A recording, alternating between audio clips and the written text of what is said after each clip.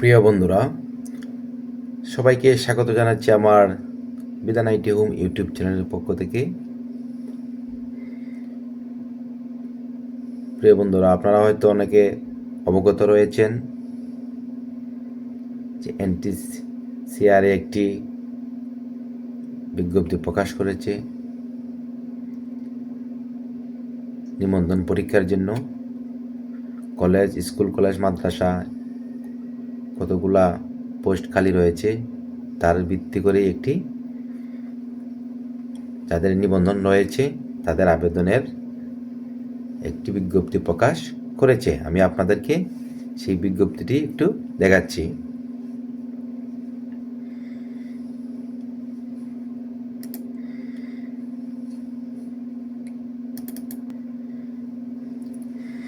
দেখেন বন্ধুরা,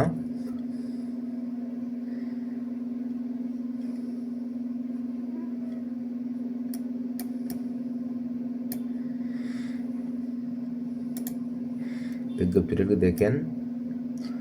গণপ্রজাতন্ত্রী বাংলাদেশ সরকার বেসরকারি শিক্ষক নিবন্ধন ও প্রত্যয়ন কর্তৃপক্ষ এনটিআরসিএ মাধ্যমিক ও উচ্চ মাধ্যমিক বিভাগ, ইস্কাটন গার্ডেন রোড, রমনা, ঢাকা। এবং এর নিচে দেওয়া রয়েছে ওয়েবসাইটের ঠিকানা।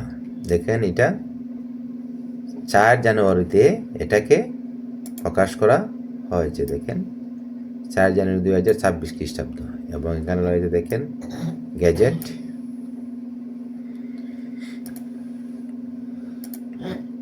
এবার একটু লক্ষ্য করেন, সপ্তম নিয়োগ বিজ্ঞপ্তি বিশেষ, দেখেন 2026 বিশেষ একটি নিয়োগ বিজ্ঞপ্তি দিয়েছে সারা বাংলাদেশে বেসরকারি শিক্ষক নিবন্ধন ও প্রত্যয়ন কর্তৃপক্ষ। আপনারা এগুলো ভালোভাবে পড়বেন। আমি একটু আপনাদেরকে পড়ে শোনাচ্ছি।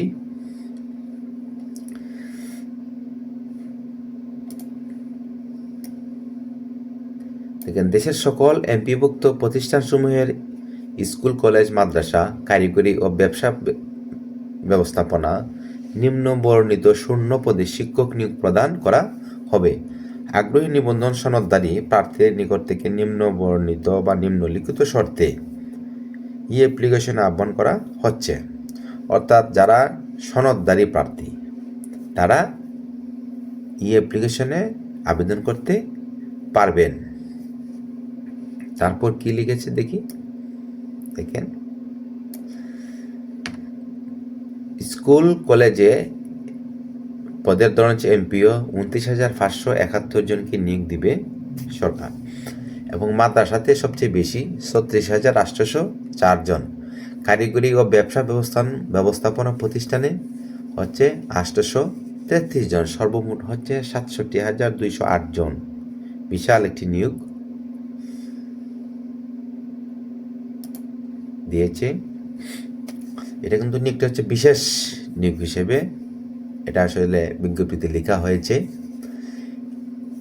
এরপরে দেখেন, উল্লেখিত সংখ্যা কম বেশি হতে পারে, তার মধ্যে বেশি হতে পারে, একটু কমও হতে পারে। তাই আপনারা যারা নিবন্ধন করে বসে আছেন তারা কিন্তু তাদের একটি সুবর্ণ সুযোগ কিন্তু চলে আসছে। আপনারা আবেদন করে পেলে অতি তাড়াতাড়ি। এখন দেখা যাক পরে কি লিখেছে। 1 নম্বরে কি লিখেছে একটু আমরা দেখি। অ্যাপ্লিকেশন ফর্ম ও ফি জমা প্রদানের তারিখ আপনারা কত তারিখ থেকে শুরু করবেন? দেখেন, 10 জানুয়ারি, অর্থাৎ 10 জানুয়ারি 2026 খ্রিস্টাব্দ হতে 17 জানুয়ারি 2026 খ্রিস্টাব্দ দিবাগত রাত 12 ঘটিকা পর্যন্ত আবেদন গ্রহণ করা হবে। অর্থাৎ 10 জানুয়ারি থেকে 17 জানুয়ারি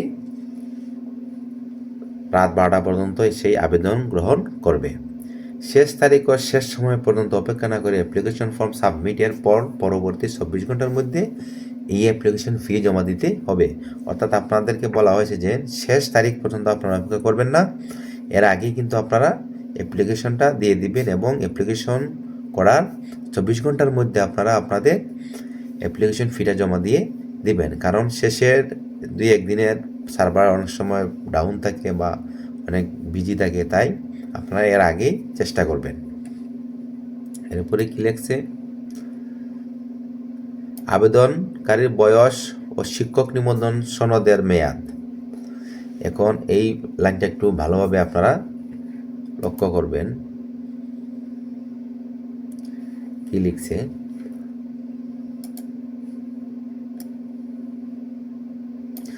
আবেদনকারীর বয়স ও শিক্ষক নিবন্ধন সনদের মেয়াদ, অর্থাৎ আপনার আবেদন যে করবেন আপনাদের একটা বয়স নির্ধারিত করে দেওয়া হয়েছে এবং আপনার যে নিবন্ধন সনদটা সেই সনদেরও কিন্তু একটা মেয়াদ রয়েছে। দেখি কী লিখছে, বয়স 4 জুন 2025 খ্রিস্টাব্দ তারিখে সর্বোচ্চ 35 বছর।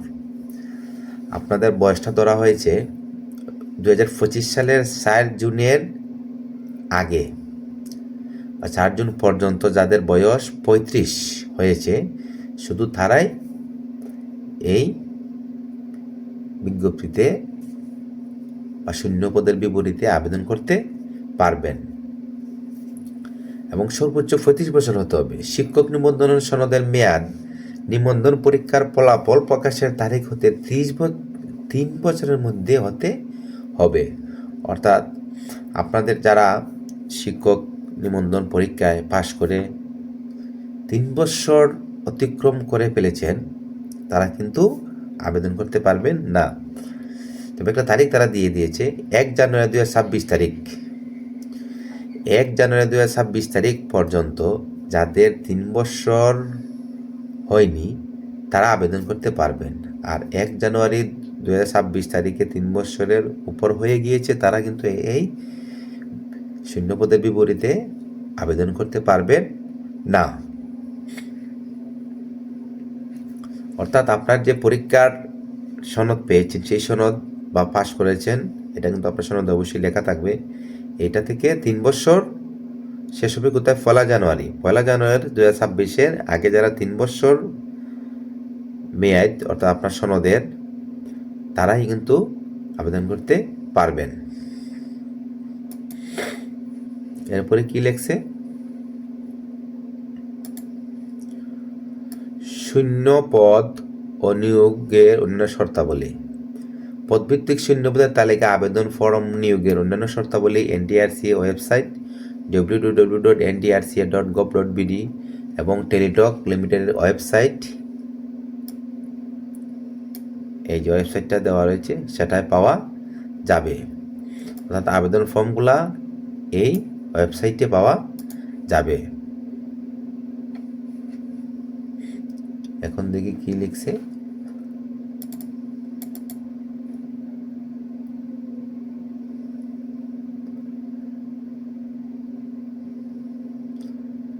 তারপর হচ্ছে আবেদনকারীর যোগ্যতা। দেখেন খ হচ্ছে সংশ্লিষ্ট বিষয় ও পদ অনুযায়ী নিবন্ধন সনদধারী হতে হবে, এটা তো মাস্ট বি, নিবন্ধন সনদধারী হতে হবে। খ হচ্ছে শিক্ষা মন্ত্রণালয় থেকে জারিকৃত সর্বশেষ জনবল কাঠামো ও এমপিও নীতিমালা অনুযায়ী কাম্য শিক্ষাগত যোগ্যতা সম্পন্ন হতে হবে। কাম্য শিক্ষাগত যোগ্যতার বিবরণ এনটিআরসিএ ওয়েবসাইটে 7ম নিয়োগ বিজ্ঞপ্তি বিশেষ নামক সেবা বক্সে পাওয়া যাবে। অর্থাৎ আপনাদের যে কাম্য শিক্ষাগত যোগ্যতা এই যোগ্যতাটা আপনারা কোথায় দেখতে পাবেন, এনটিআরসি এর যে ওয়েবসাইট সেই ওয়েবসাইটে গিয়ে 7ম নিয়োগ বিজ্ঞপ্তি বিশেষ এটার মধ্যে এই বক্সে গিয়ে আপনারা দেখতে পারবেন। তারপর হচ্ছে গ নম্বর, শিক্ষা মন্ত্রণালয় থেকে জারিকৃত সর্বশেষ জনবল কাঠামো ও এমপিও নীতিমালা অনুযায়ী প্রার্থীকে আবশ্যিকভাবে কেবলমাত্র তার শিক্ষক নিবন্ধন সনদে উল্লেখিত বিষয় সংশ্লিষ্ট পদে আবেদন করতে হবে।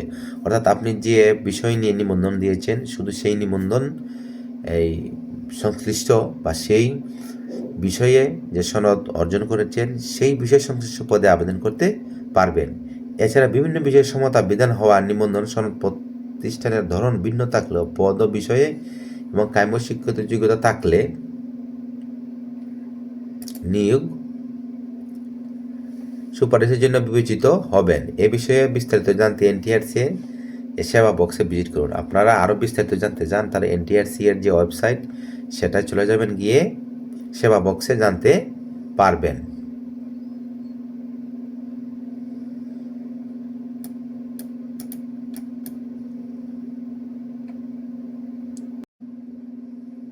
এরপর দেখি কি লিখছে,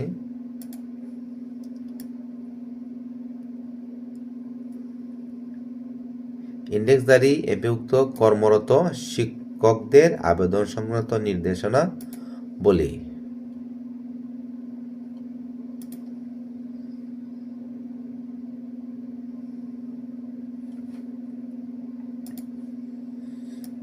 কোথায় কি লেখছে?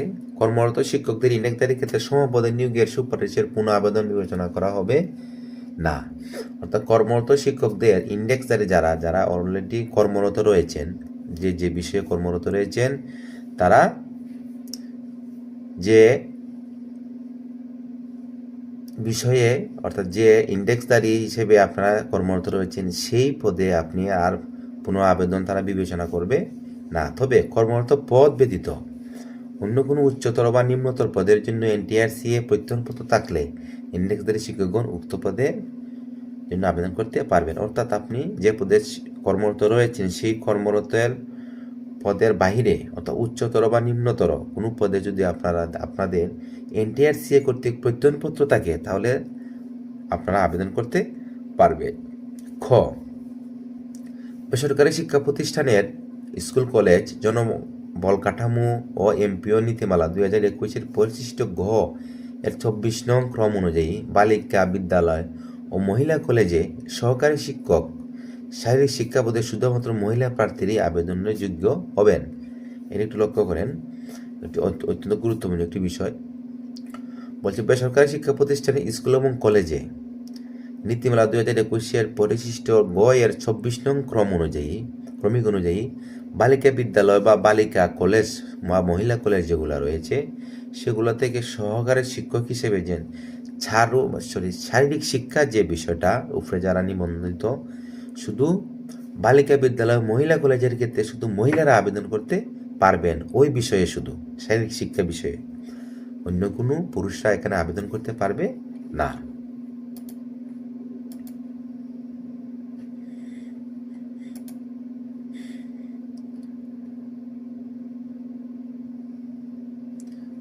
এরপরে কি লেখছে একটু দেখি। বেসরকারি শিক্ষা প্রতিষ্ঠানে স্কুল কলেজ জনবল কাঠামো এমপিও নীতিমালা 2021 পরিশিষ্ট গ এবং 21 নং ক্রম অনুযায়ী সহকারী শিক্ষক ধর্ম অনৈতিক শিক্ষা পদে চাকরি প্রত্যাশী আবেদনকারীকে অবশ্যই সংশ্লিষ্ট বিদের ধর্মের অনুসারী হতে হবে। এটা তো সবাই আসলে বুঝেন যে ধর্ম অনুযায়ী হিন্দু হলে আপনাদের যারা হিন্দু বিষয় নিয়ে নিবন্ধনধারী তারা হিন্দু ধর্মের বিষয়ে আবেদন করবেন, যারা ইসলাম ধর্ম নিয়ে নিবন্ধন দিয়েছেন তারা ইসলাম ধর্মের যে পোস্ট খালি রয়েছে সেই কলেজ বা বিদ্যালয়গুলোতে আবেদন করবেন। এরপর কি রয়েছে দেখি।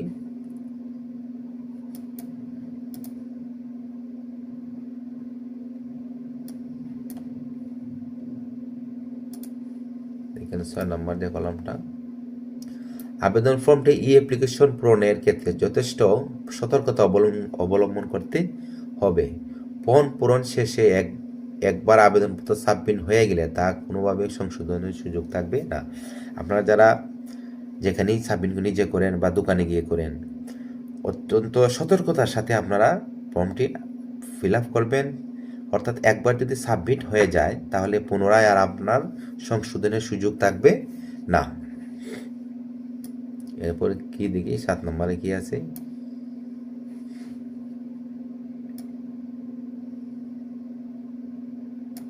প্রত্যেক আবেদনকারী ভিন্ন ভিন্ন নিবন্ধন পরীক্ষার অর্জিত একাধিক নিবন্ধন সনদ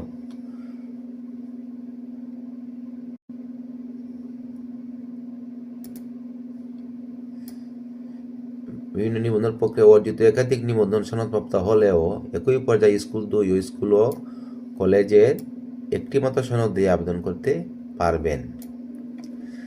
প্রত্যেকটি আবেদনকারী ভিন্ন ভিন্ন নিবন্ধন পরীক্ষায় অর্জিত একাধিক নিবন্ধন সনদ প্রাপ্ত হলেও একই পর্যায়ে স্কুল 2 স্কুল ও কলেজ একটিমাত্র সনদ দিয়ে আবেদন করতে পারবেন। একাধিক সনদ নিবন্ধন থাকলে আপনারা একটিমাত্র সনদ দিয়ে আবেদন করতে পারবেন। আবেদন ফি প্রতিটা পর্যায়ে আবেদনকারীকে নির্ধারিত 1000 টাকা ফি প্রদান করতে হবে। দেখেন 1000 টাকা ফি প্রদান করতে হবে। যে সকল প্রার্থী শেষ সময়ে আবেদন করার ফলে অ্যাপ্লিকেশন আইডি পাওয়া সত্ত্বেও নির্ধারিত সময়ের মধ্যে টাকা জমা দিতে পারবেন না তাদেরকে আগামী 18 জানুয়ারি তারিখ দিবাগত রাত 12টা পর্যন্ত SMS এর মাধ্যমে ফি জমা দেওয়ার সুযোগ দেওয়া হবে। অর্থাৎ অনেক সময় যারা শেষে আবেদন করেন এর মধ্যে 24 ঘন্টার মধ্যে টাকা ফি প্রদান করতে হয়, যদি না করতে পারেন তাদেরকে 18 জানুয়ারি একটা সুযোগ দেওয়া হবে রাত 12টা পর্যন্ত SMS এর মাধ্যমে, যাতে আপনারা ফিটা প্রদান করতে পারেন। ছবি নিবন্ধন পরীক্ষা ব্যবহৃত ছবি আপলোড করে বা ডাউনলোড করে আবেদন ফর্মে নির্ধারিত স্থানে আপলোড করতে হবে। অর্থাৎ নিবন্ধন পরীক্ষায় ব্যবহৃত যে ছবি ডাউনলোড করে আবেদন ফর্মে নির্ধারিত স্থানে আপলোড করতে হবে। পুলিশ ভেরিফিকেশন ফর্ম 8 নম্বর, এগুলো আপনারা পরে নেবেন। দেখেন, পুলিশ ভেরিফিকেশন ফর্ম প্রত্যেক আবেদনকারীকে অ্যাপ্লিকেশন ফর্ম পূরণের সময়েই পুলিশ ভেরিফিকেশন ফর্মটি যথাযথভাবে পূরণ করতে হবে। অর্থাৎ পুলিশ ভেরিফিকেশন ফর্মটি যথাযথভাবে পূরণ করতে হবে। তারপর দেখেন, এই যে ইম্পর্টেন্ট একটা বিষয় রয়ে গিয়েছে,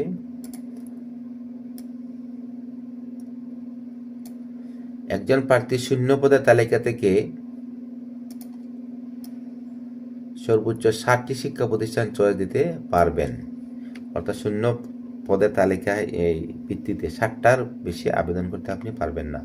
উক্ত চয়েস দিতে পারবেন। চয়েস প্রদানের পর কোনো প্রার্থী যদি চয়েস বহির্ভূত কোনো প্রতিষ্ঠানে চাকরি করতে ইচ্ছুক হন, তবে তাকে অ্যাপ্লিকেশন ফর্মে প্রদর্শিত আদার অপশন নামক বক্সে ইয়েস ক্লিক করতে হবে। অথবা কোনো প্রার্থী যদি চয়েস বহির্ভূত প্রতিষ্ঠানে চাকরি করতে ইচ্ছুক না হন, তবে নো ক্লিক করতে হবে।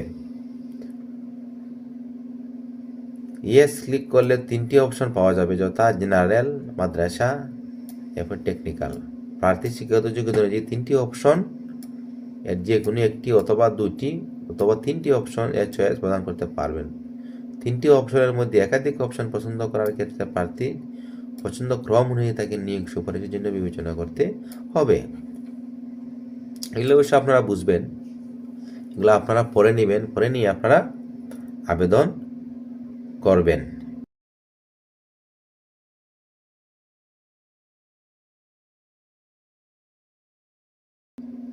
তাই আপনারা আর দেরি না করে কিন্তু আবেদন করে পেলেন। প্রিয় বন্ধুরা, ভিডিওটি দেখার জন্য সবাইকে ধন্যবাদ জানাচ্ছি। এভাবে আমার পাশে থাকবেন, আমাকে উৎসাহিত করবেন। সবাই ভালো থাকেন, সুস্থ থাকেন।